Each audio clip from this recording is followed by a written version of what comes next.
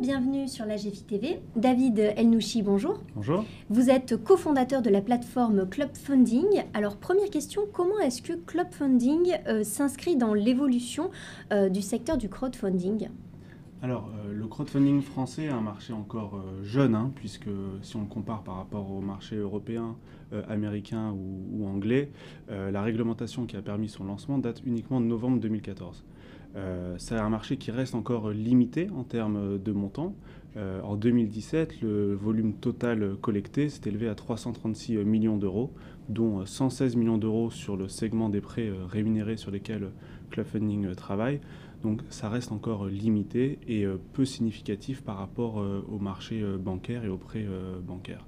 Néanmoins, c'est un marché qui est en très forte croissance et qui a une très bonne dynamique.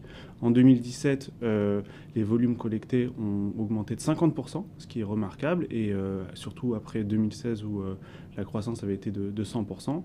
Autre preuve de cette dynamique, c'est le nombre de plateformes qui se créent. Il y en a toujours plus. Aujourd'hui, on a à peu près 190 plateformes contre à peine une trentaine il y a 2 ans. Donc il y a une vraie dynamique dans ce marché. C'est aussi un marché qui est en train de gagner en maturité. Il y a 3 signes forts qui le prouvent. Premier signe, c'est qu'il y a des leaders qui s'affirment. Les 5 premiers représentent à peu près 75% du marché. Deuxième signe, c'est qu'il y a déjà une concentration et une consolidation qui apparaît sur le marché. Et troisième signe, c'est l'arrivée d'investisseurs institutionnels sur le marché. On a vu des banques, des assureurs ou même des fonds d'investissement prendre des participations et même racheter des plateformes. Et les plateformes s'adaptent aussi à l'arrivée de ces acteurs. On a vu des plateformes proposer des offres mutualisées et du coup, elles se préparent à l'arrivée de ces acteurs.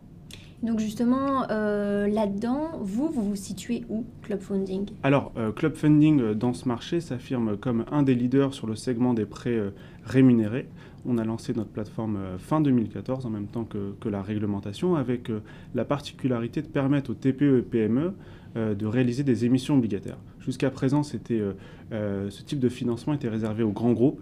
Et aujourd'hui, avec notre technologie et avec les réglementations, on permet aux toutes petites entreprises de faire ce type de financement et un peu de démocratiser les émissions obligataires. Et en 2017, notre croissance a été, de 200%. Alors ça reste des montants encore limités. On a financé une trentaine d'entreprises et levé pour elles 12 millions d'euros et on vise le double en 2018. On va parler à présent de l'actualité avec DSP2 qui est notamment rentré en vigueur le 13 janvier dernier. Est-ce que selon vous, cette réglementation est une source d'opportunité pour les fintechs ? Moi, je trouve que c'est vraiment une source d'opportunité pour ces plateformes puisque seules les plateformes les plus sérieuses et crédibles pourront s'affirmer sur le marché. Ça permet également à ces fintechs de se concentrer sur leur cœur de métier qui est d'offrir des services innovants tout en garantissant la sécurité pour leurs utilisateurs. Dans l'actualité également, il y a la mise en œuvre de la flat tax. Que pensez-vous en fait de son impact, notamment sur votre secteur, le secteur du crowdfunding ? Alors la flat tax qui a été portée par le président de la République est une mesure qui nous impacte directement, nous en tant que plateforme, notamment sur le segment des prêts rémunérés. Jusqu'à présent, nos investisseurs étaient imposés jusqu'à 60% des intérêts qu'ils percevaient. Donc ça pouvait apparaître comme presque confiscatoire compte tenu du risque qu'ils prenaient.